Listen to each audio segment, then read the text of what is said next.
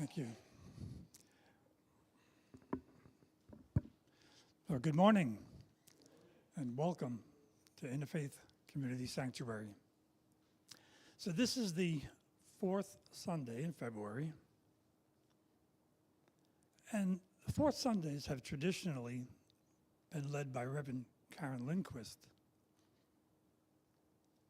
When she was quite ill and unable to attend here in person, she and the ministerial circle asked me to fill in for her temporarily. But now, sadly, as most of you know, on February 4th, Reverend Karen passed away. There's to be a memorial service for Reverend Karen on the 30th of March. It's going to be here at Interfaith Community Sanctuary, both in person, and my understanding is it's also going to be live streamed as well. And the ICS Guiding Council has established a memorial fund for Reverend Karen for all of her years of dedicated service.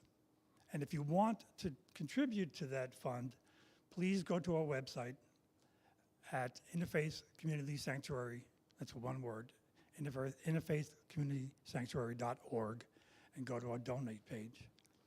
It would be most welcome. Is there anything, Michael and Jamal and Sally Jo and Karen's family are organizing this right now. Would you all, anyone like to add anything to that, please? Sally Jo? I would add that there will be some refreshments served after the service. It starts at 3 o'clock. We expect it'll probably go till about 5 o'clock, and then we'll have refreshments served. And it is during the month of Ramadan, and so folks who are fasting for Ramadan, we will have some containers they can take food with them so they can break fast later in the evening if they would like that. And also, I'll be asking folks, members, people who are, part of the guiding council in the community to help with the preparation of food for that event, but that'll come in a couple weeks. I'll put out a request for that. Thank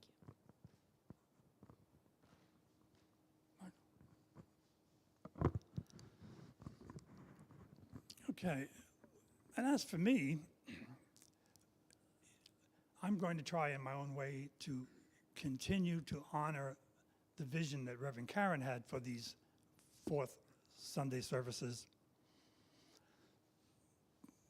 by reinforcing and helping to deepen our collective understanding of our discernment for the year, which this year is making a home for the mystic heart. And making a home not just for ourselves, but to help, so that we can help each other make a home. A home that is sustained by a spiritual practice with a foundation of meditation.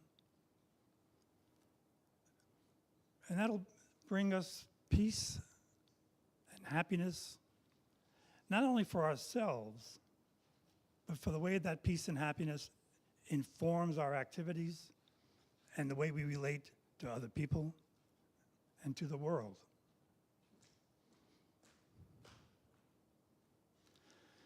But now I'm going to change gears a little bit, and we have a tradition here at Interfaith Community Sanctuary to provide a number of offerings. We do this at every single service. We do an offering to the Divine Feminine. We do a recognition of our first peoples and a welcoming in of our ancestors. And to do that this morning, Joey has so kindly agreed to do so. If you like.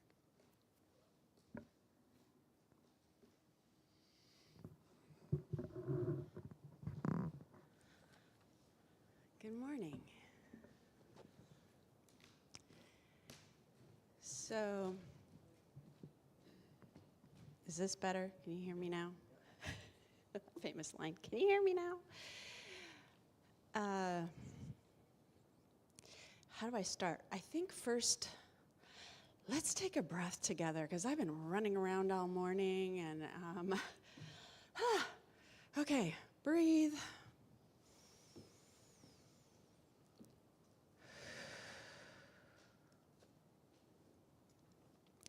I really want to center for a minute here in my belly.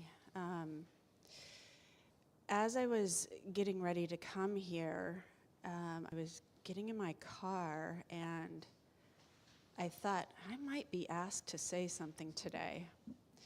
And so this flash of inspiration came to me, and so it's very new and fresh, and I want to do justice to the flash that came to me, but I'm kind of jangled and it's new. So let me try this.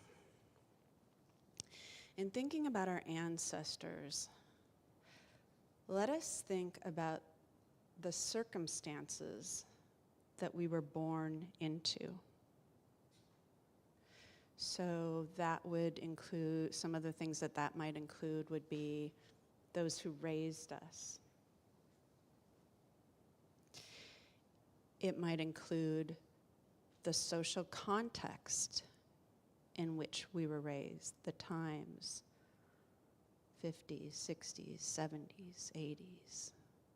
What was happening then? Surely it shaped us. What about the spiritual context that we have been born into or that we have sought out? That has shaped us. And all of these foundations, we shape our values, what we value in life. Tapping into our values helps us determine our motives on how we act.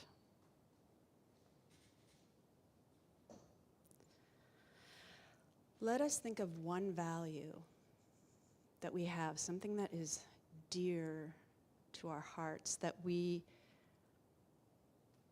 really base the foundation of how we are in the world on. Just think of one thing. And if you are blessed to think of many, think of several then.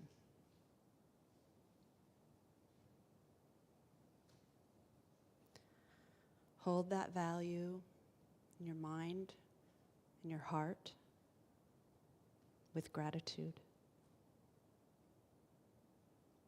We stand truly on the shoulders of giants. May the values that we have gathered throughout our lives move forward into the future for those that follow us may stand on our shoulders.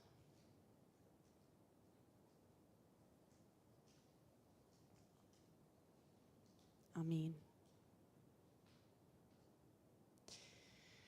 In terms of the indigenous folks, gosh, you know, often here we talk about the indigenous tribe of the Duwamish and how they were caretakers of this land. But in a recent group discussion, it was brought forth that, you know, there are indigenous peoples all over the world. And throughout times, you know, the Incas and the Maoris, and, you know, they're just, they've been here long before our current culture. And they, too, have brought many values to our culture. One that is commonly attributed to the indigenous peoples is nature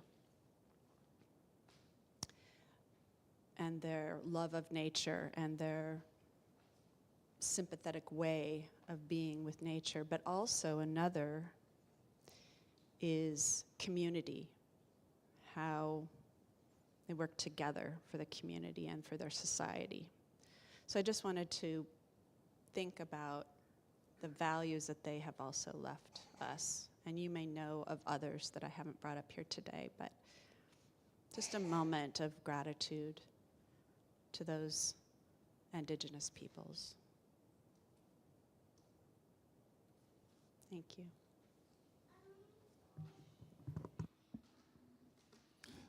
Thank you, Joey. And now Sally Jo has so kindly volunteered to provide an offering to the Divine Feminine.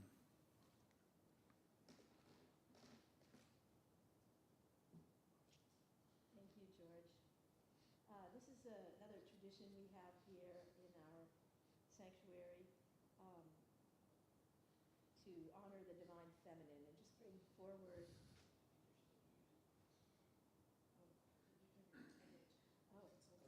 Top. Okay, sorry. We honor the Divine Feminine at every opportunity, not because it's something different than divine itself, but because it's an aspect of divinity that we feel in our own knowledgeable past of those of us who are worshiping here has kind of been forgotten or left out. So we like to make an effort to acknowledge that divinity is not masculine and it's not feminine, but it's a combination, a synthesis of all things and all ways of being. So this is a prayer to the Divine Mother. O gentle, O kind, O blessed Sophia, thy children on earth call unto thee. We pray thee, beloved Mother, to cast forth thy net of woven starlight. Fling it wide across the ocean of the universe to gather us home to the realms of light. Amen. I also want to mention that in my own personal experience, I had studied many different kinds of religions and forms of religious worship and philosophy for many years prior to coming to this sanctuary. But it was Reverend Karen who introduced me to the concept of Divine Feminine, which I had never heard of, ever. And it had never been presented to me by any of the males who wrote the books or the male professors who taught the courses and those kinds of things. But it doesn't mean it wasn't there. It was there, and Reverend Karen helped a lot of us to get in touch with the divine feminine aspect of divinity that is sometimes left out. And once Reverend Karen began teaching me about it, I began seeing it everywhere. You know how that is. When you learn a new word, you suddenly hear it everywhere. Or when you hear about something that happened, you suddenly see it everywhere. So I encourage and challenge you to think about the divine feminine and how it might touch your own life. Thank you. Thank you, Sally Jo. So I regret that I forgot an important thing here, but now that our ancestors have joined us, they're in your consciousness and with us, I will officially, in retrospect, convene. So, as I mentioned earlier, our discernment for this year that the Ministerial Circle came up with was making a home for the mystic heart. And it's going to be our kind of resounding theme for the year and most of the Sunday services. But also, as part of this, Reverend Karen uncovered a book, we talked about it briefly before, Into Spiritual Meditation, that she was impressed with, and it sort of provides a suggested, let's call it a suggested template for creating a spiritual tradition for ourselves. And here's how Bastian describes this. Here's how he describes into spiritual meditation. Into spiritual meditation is a universal process drawn from the world's spiritual traditions. It helps individuals to cultivate inner peace, wisdom, and compassion. Its 7-step process enables people of different spiritual practices to create engaged, contemplative communities based on empathy, understanding, shared meditative experience, and compassionate service for the common good. It encourages contemplatives from different traditions to sit and meditate together, to enter into a deep dialogue of sound and silence, and to articulate the shared practices and their experiences that are the foundation of their respective spiritual traditions. This is done not only in an attempt to understand, but to learn deeply from one another and to create a core of spiritual intimacy based upon shared experience.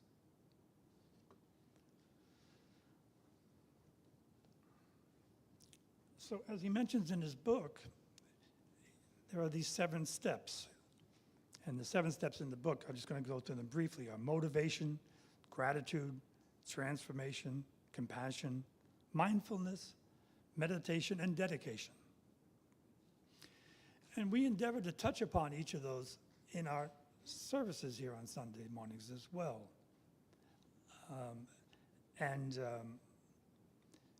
Well, for instance, we experienced motivation and transformation in our offering to the Divine Feminine, compassion in our honoring of the First Peoples, gratitude in bringing ancestors in with us,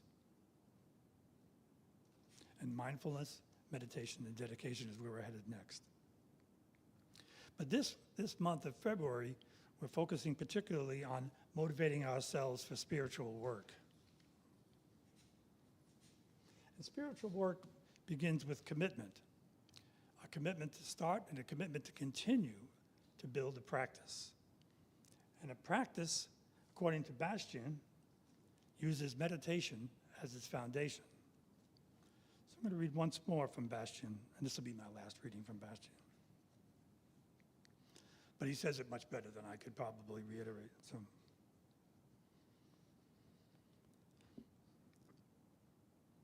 and I also think it's important to understand why not only Bastian, but myself, and I think our community is trying to convince people to use meditation as the foundation for building a home for the mystic heart. He says,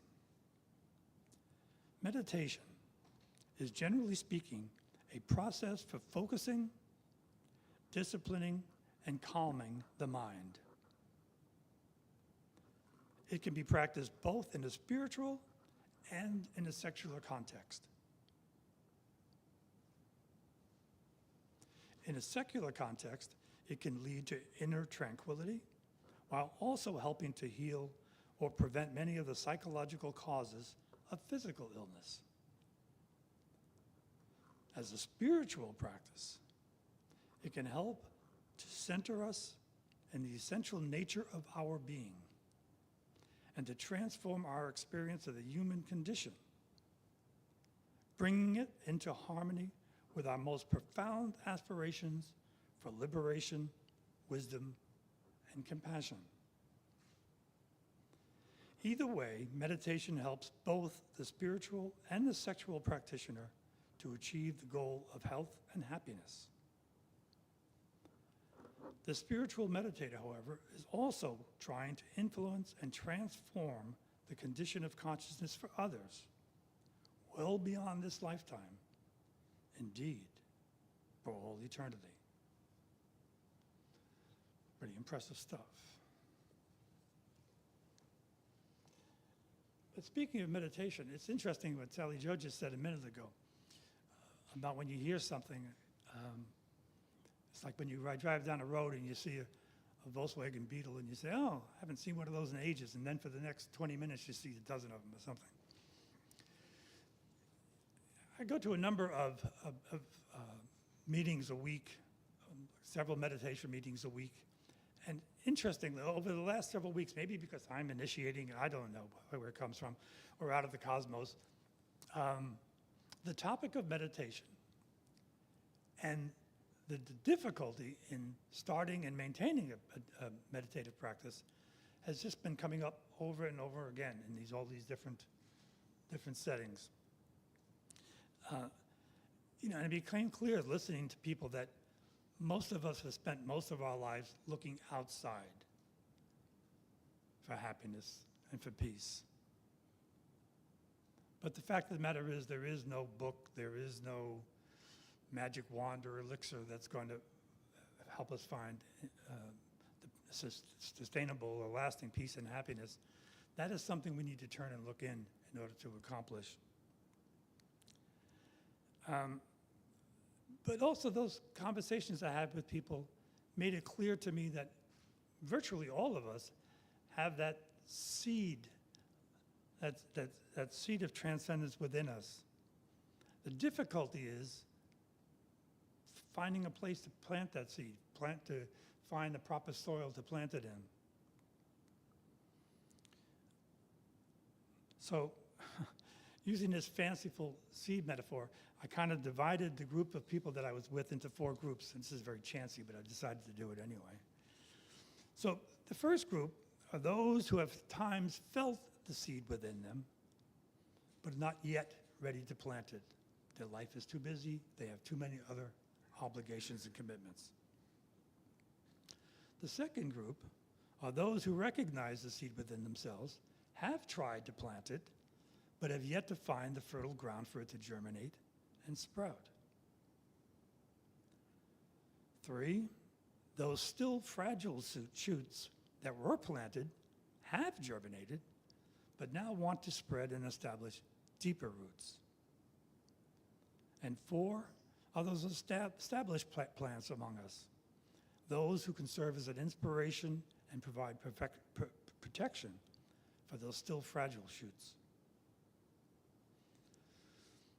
Now, it's our hope that we can kind of convince that first group that planting that seed, starting this whole process, doesn't have to be an extensive, time-consuming process. It can be done very simply and incrementally. According to the Farmer's Almanac, germination is the process a seed goes through when it wakes up. When it wakes up from its dormant state and starts to grow. Awakening, we shall see, will be a recurring theme as we go on. And I think it's also helpful to note that to awaken is the root of the Sanskrit word Buddha. And so making a home for the mystic heart is to have our seed germinate, for us to awaken, and in the words of Bastian, to be motivated. And if I may, our own Michael Douglas here, well, you wrote this down. I thought it was beautiful, that if you don't mind me sharing, he spoke of meditation, and maybe you saw this on our website. It is using our desire for health and happiness to motivate practice,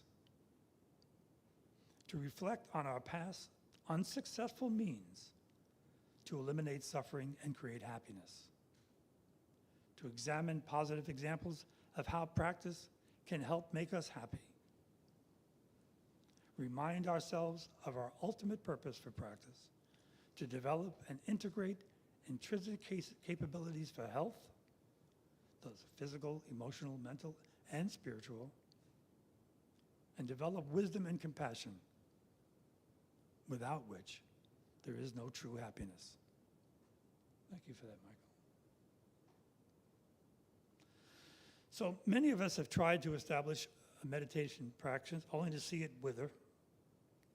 And it may be a little bit like the parable of the sower, that it's in every one of the synoptic gospels. You know, we waste a lot of time planting a seed in places that just we're not comfortable with, that it's not good soil for it to germinate and sprout.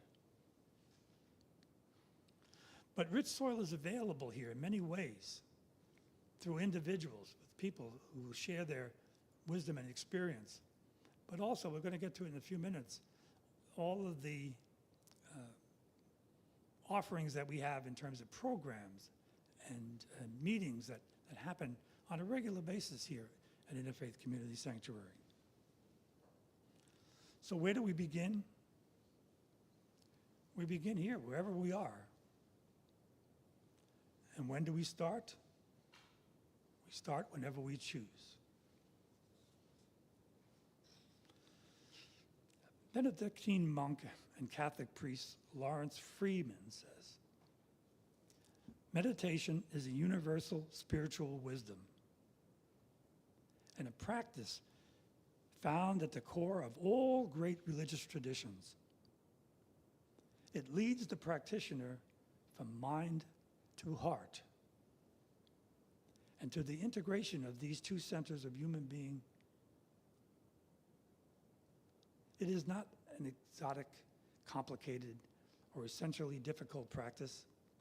It is a learning process, mostly of which is in fact unlearning of conditions and imaginary responses to reality. It is a way of simplicity, silence, and stillness. It can be practiced by anyone who is merely serious about beginning.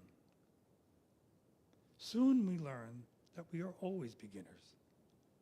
This discovery transforms many interconnected attitudes, such as our fear of failure, our craving for success, and our reluctance to simply be ourselves. And so it is now that we begin to look in ourselves. And I love those words I put on the program there from Richard Wagamese, where he's quoting from an elder in his Ojibwe tribe, that nothing in the universe ever grew from the outside in. So let us reflect on that, and there's no better way to reflect on that than with the practice of mindfulness. And today, our brother Zach Brown has volunteered to lead us in a mindfulness practice. Zach?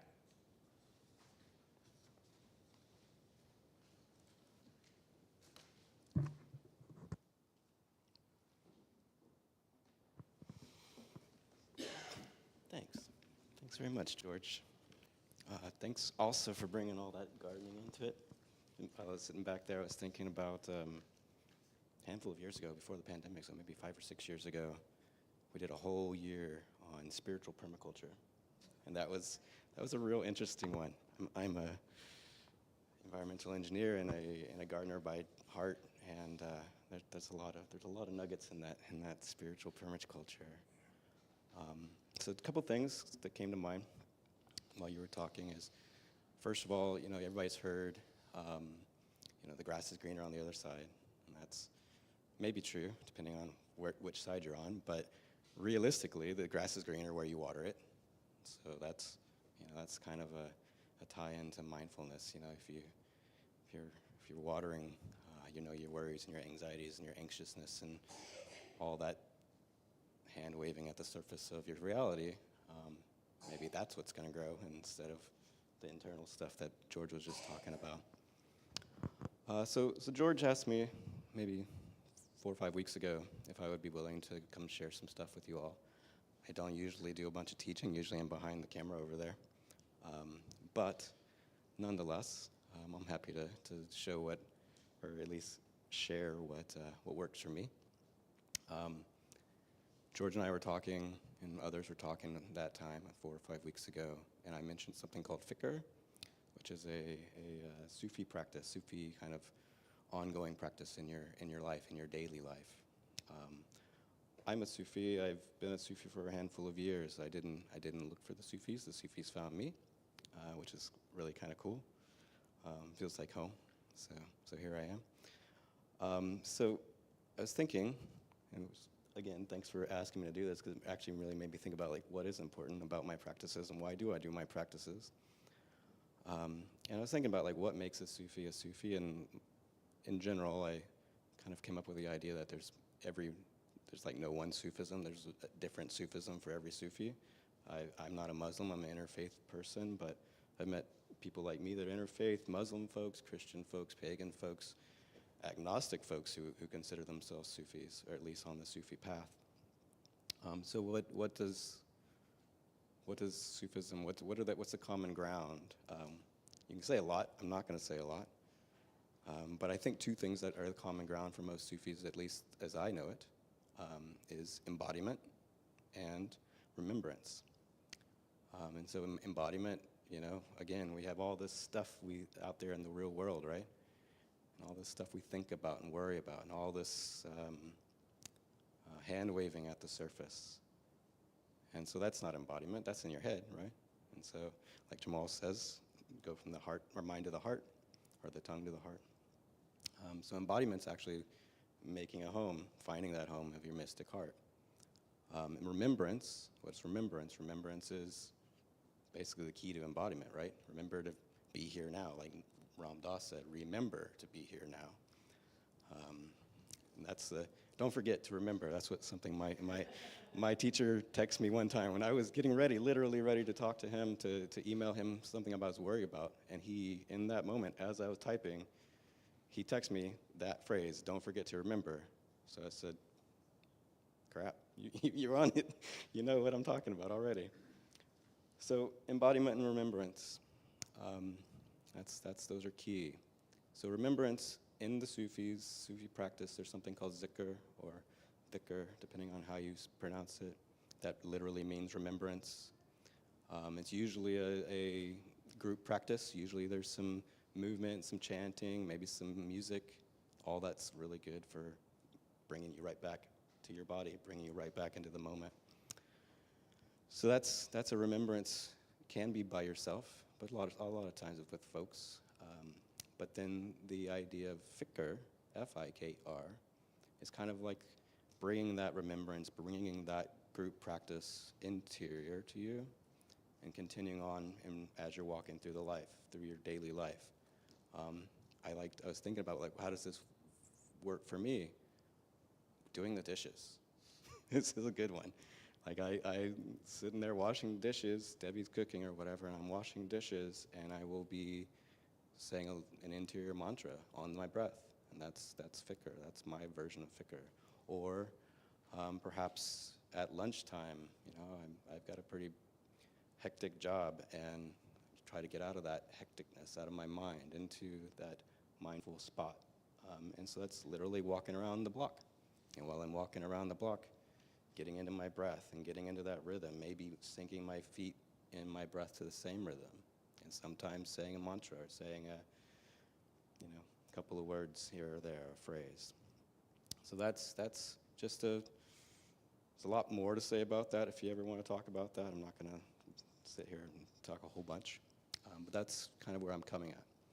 So today, as George asked for me to do a bit of a guidance on some mindfulness.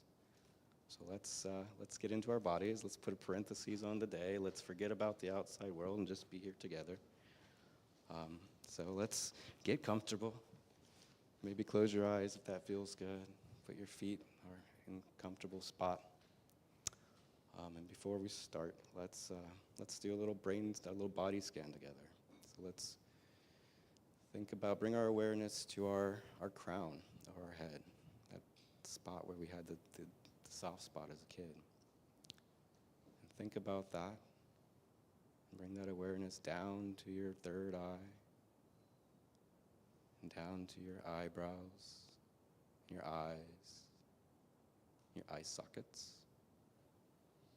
Bring your awareness to your cheeks, those muscles that make you smile, that help you smile.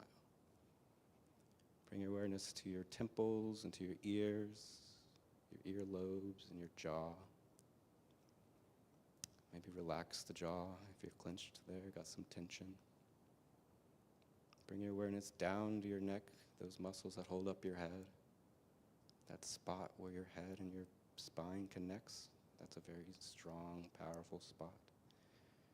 Bring your awareness down a few vertebrae, each one at a time, down to the spot right between your shoulder blades. Another spot where you hold all your tension.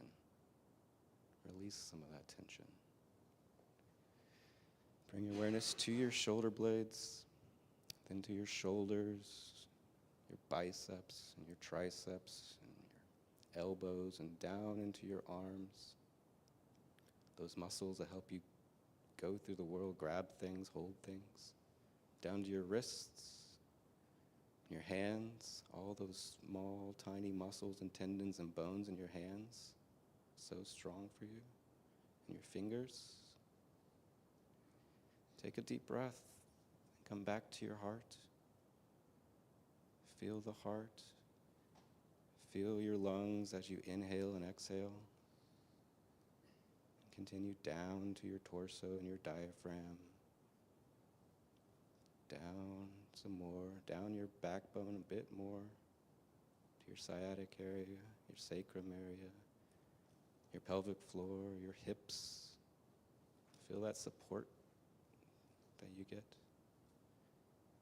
Down into your thighs, hamstrings, knees, down to your calves, your shins, your Achilles tendon,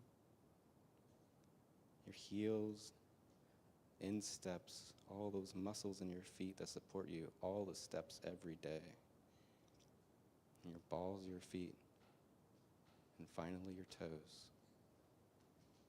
And thank your body for carrying you, and however it does, wherever it does. Thank your body. Okay, letting go of this, let's take a deep breath together. Let it out slow and long. Center in your heart there, where you had that breath. Feel that connection with your heart.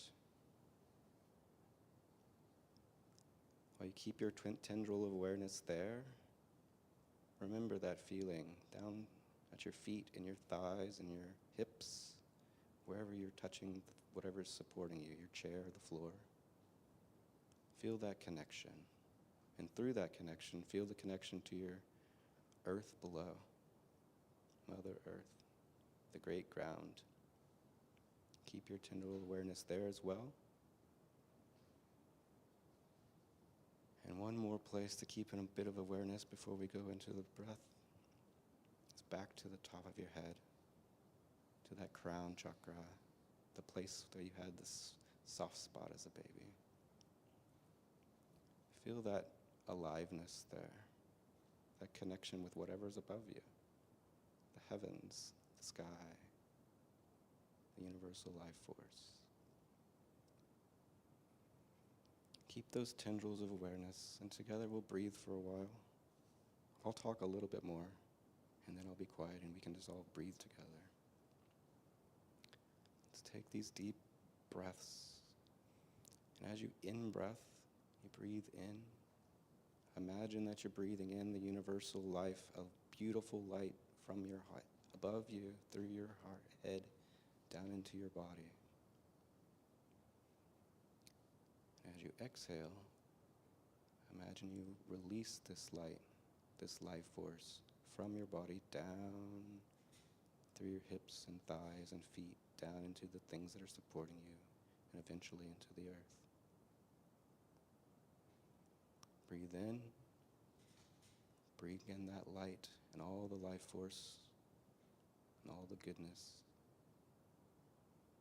Breathe out and release it all down to the earth. And as you release it, release your tension and any sort of things that you've been carrying.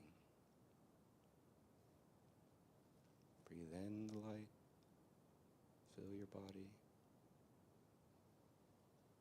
Breathe out the light and release those things you're carrying.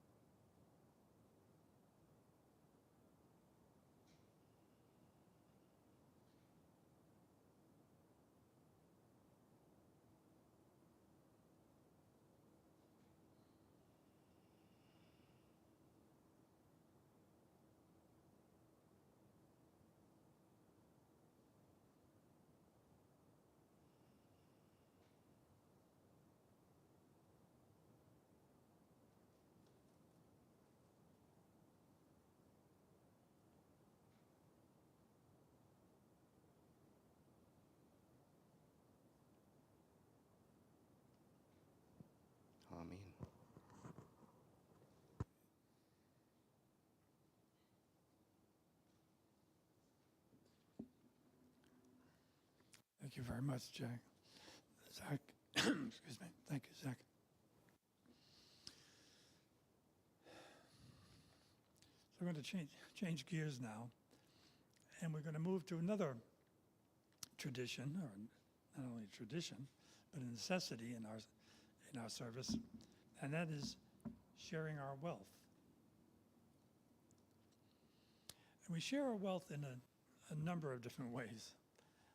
We share our wealth financially, and if somebody will grab and that's important. That's not only important, that is critical. We have a 130-plus-year-old building here that needs constant loving attention and money, so that your generous contributions there are well received. But we also share our wealth in other ways. We share our wealth by letting others know about our experience, sharing our knowledge. And that leads me into the second part of this, is the upcoming gatherings, which we sometimes gloss over, but today we're speaking of motivation. And if you're motivated to try to build a sustainable spiritual practice, and you haven't yet found your fertile ground, consider how many places you can do so just within Interfaith Community Sanctuary, much less what goes on outside on the internet and the rest of the universe. But I wanted to go over the plethora of offerings that we have here at Interfaith Community Sanctuary on a regular basis. And I'm just going to talk about the upcoming week here. So tonight, there's Bringing the Mind to Rest. Here in this building at 6 p.m., it's meditation in the Tibetan Buddhist tradition. Monday is remembrance Monday is a remembrance in the heart of Rumi. And that's a Sufi practice here that Michael leads. That's a Sufi practice. It's a meditative practice based not so much on sitting still as on moving around and praying and singing with music. So it's really a path of ecstasy, but it's headed in the same direction. You can't argue with ecstasy. I mean, let's go. Yeah. And that's what Zach was talking about before as well. You know, the idea that in Zikr there's movement, there's chanting, there's body movement, etc. On Tuesdays, there's this Sisiwas Women's Medicine Circle that meets at 6:30 p.m. on Zoom only. Wednesday at 7 p.m. on Zoom is an exploration of Rumi's Mathlawi, an extensive work of poetry in the Sufi tradition. Thursday is Sitting in Silence. We sit here in this room, and it's a diametrically opposed soil from that of Zikr. It is what it says. It's sitting in silence together. And the beauty of sitting in silence the way we do it is that you can bring whatever tradition you're comfortable with, whether it's prayer, contemplation, meditation, and you can bring it from whatever tradition you have and you're comfortable with again. And then we sit together in silence and somewhat of an homage to the Quaker meetings, at the end of which, whatever wells up in our hearts, we share. Fridays at 1:30 in the afternoon are prayers in the Islamic tradition, and that's just online now as well, correct? This Friday, which is the first Friday of the month at 7 p.m., is a devotional service to the Most Holy Sophia, here in person at 7 p.m. And this coming Saturday is our Meister Eckhart Reading Circle, which is near and dear to my heart. And it meets here and on Zoom at 3 p.m. on Saturday to discuss that beautiful Catholic priest, teacher, scholar, mystic, 14th century Meister Eckhart. Also to remind you that next Sunday will be our guest speaker service. And our guest speaker next week will be Trudy James. Trudy James is known for her extensive work with end of life and grief.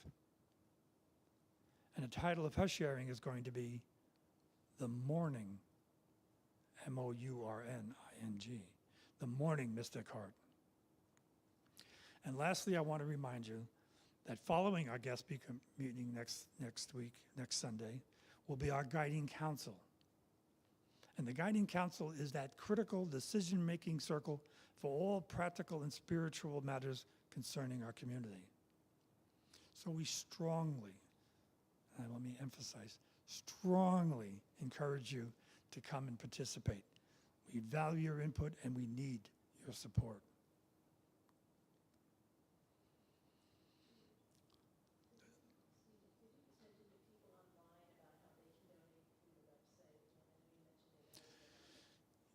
Yes, I'm sorry. If you want to donate to Reverend Karen's Memorial Fund, you can go on our website. That's interfaithcommunitysanctuary.org. Again, interfaithcommunitysanctuary, one word, .org. Or you can use our, what do they call those things? QR codes, one of which is on a podium right by the front door.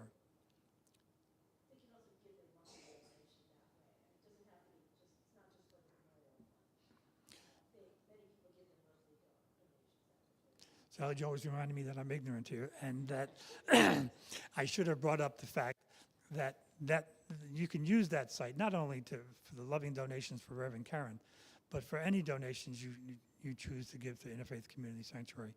And they're welcome, whether it's for a particular purpose that you have in mind, for the general fund, or to Reverend Karen's Memorial Fund. I want to do this brief reading from someone called Kabir Helminski. And it's from a book called Living Presence, A Sufi Way to Mindfulness and the Essential Self.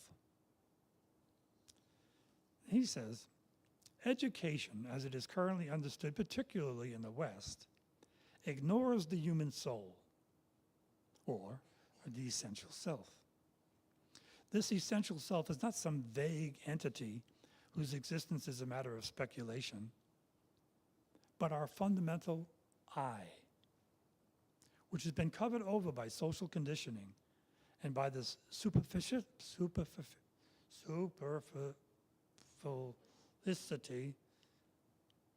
of our rational mind.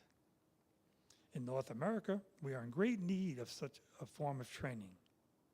It would contribute to the awakening of the essential self.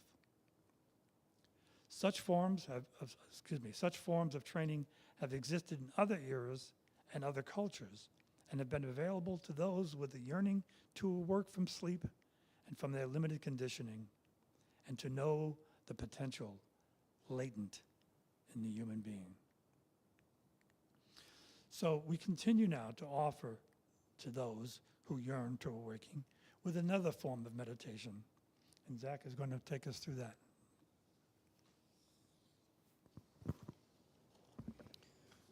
All right, this one will be a little bit less of me talking and just more of us being together and doing a little bit of visualization, but a lot of, tapping into our heart, basically. But before I do that, so this is making a home for the mystic heart is, the thought for the whole year. Very important Sufi in the West, a guy named Hazrat Inayat Khan. About 100 years ago, he brought Sufism to the West. I don't know if he was the exact first one, but he was pretty darn important. And he has this to say about the heart and about meditation. It says, meditation is a task of escaping from the control of the lower mind and living in the heart. It is only when the consciousness is in the heart that the soul can be free. By heart is meant not only the physical heart, but all that is physical that is connected with the heart. And at the same time, it includes all the higher emotions, purer thoughts, and deep intuitions. All these belong to the heart.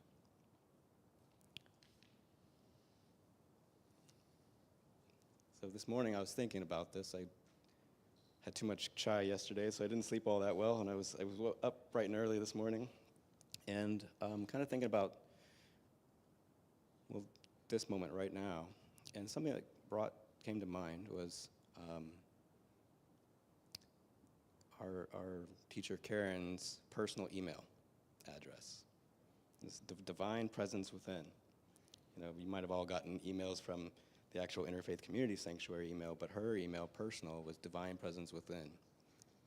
And that ties into this, you know, a lot. That's part of the remembrance. What are you remembering? You're remembering that presence. You're remembering, you know, God or the universal life force, or who you are, what you're meant to be, or the gifts that you can bring to the world.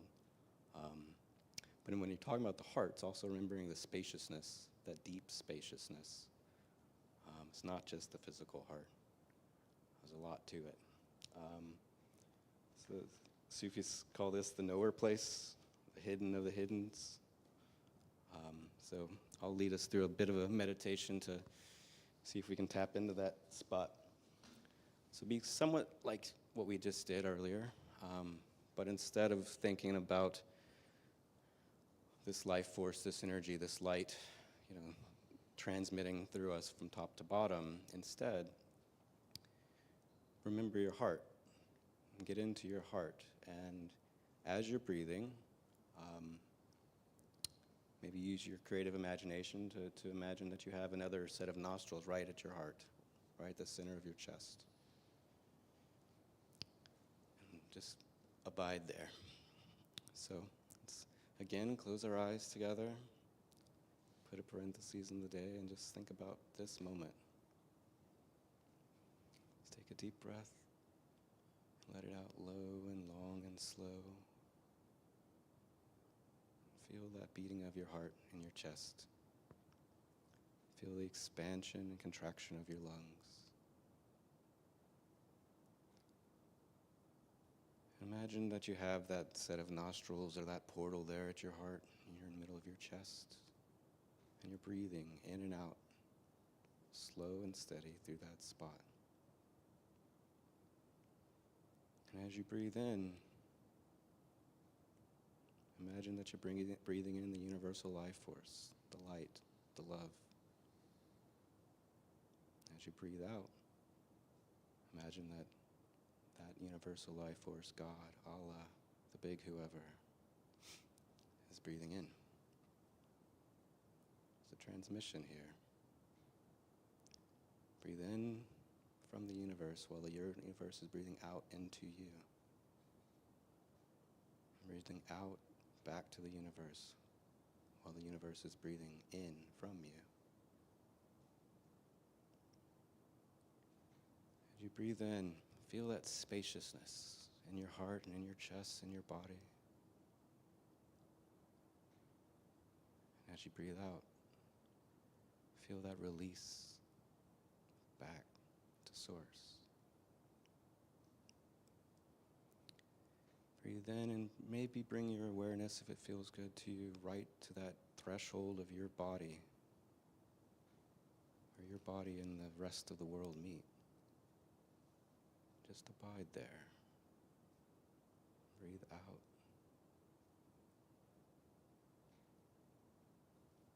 Breathe in as the world and the universe is breathing into you.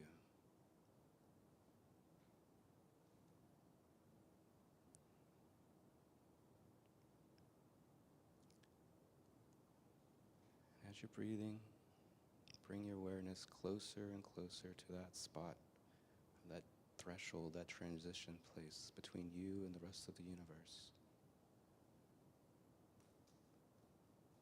And just abide there.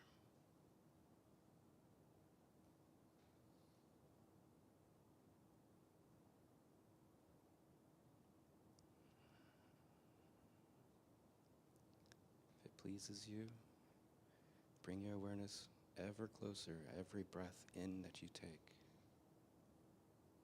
Until maybe you feel like maybe you're inside that heart, that nowhere place, that hidden of the hiddens. And you breathe in, it gets bigger and bigger, a bit cavernous.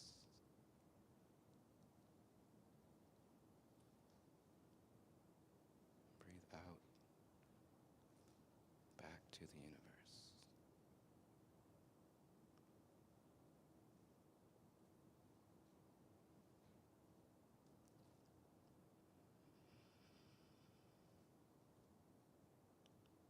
breathe in, like our siblings, the trees, everything we need comes to us. And breathe out, just like those trees, it all goes back to the universe.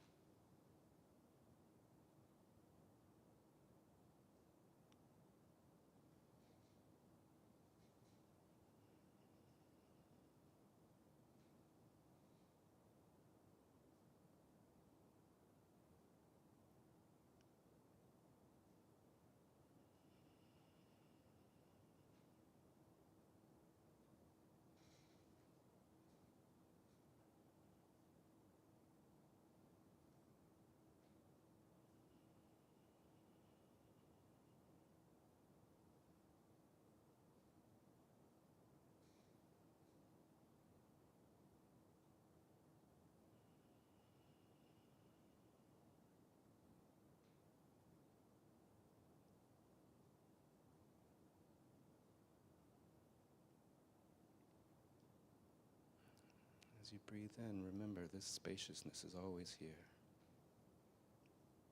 You can always tap into it. No matter what, it's there for you.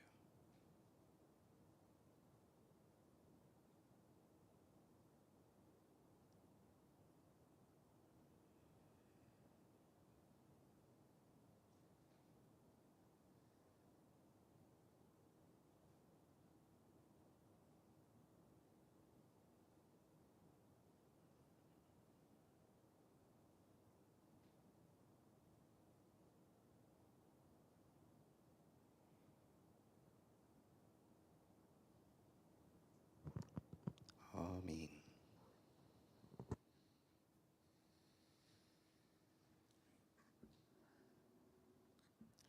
Thank you so much for that, Zach. So now we move into the last of the 7 steps that Bastian brings up, and that's motivation and dedication. So perhaps there's some questions we can ask ourselves. We can ask, as I sit here today, am I motivated to begin to grow or to deepen my spiritual practice?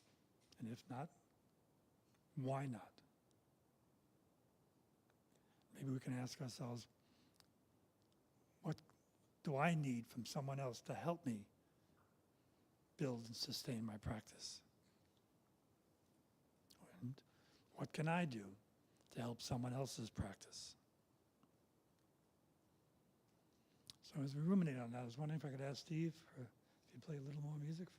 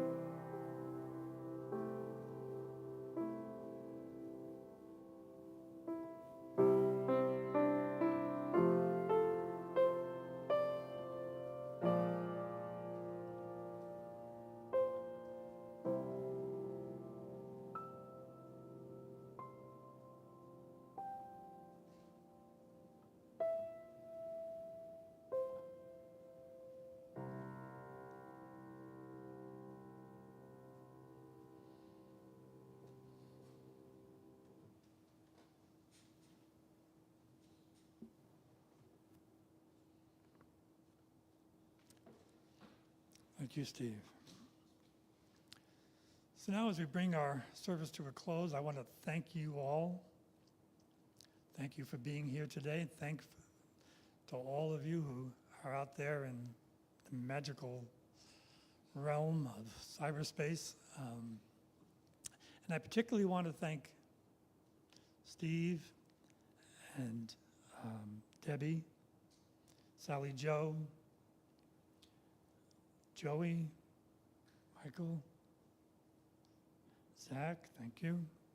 And also Rich, who has been sitting in the back there, making sure that this, in fact, does go out to that magical cyberland. So thank you for that. And since we're all here, I thought I would close, before we go to the sharing of our hearts, with this quote I thought apropos from Rumi, speaking of being a Sufi. Look carefully around you and recognize the luminosity of souls. Sit beside those who draw you to that. Thank you. And I'll say now goodbye to our friends in cyberspace, and we will go to sharing our hearts, where whatever has come up during this last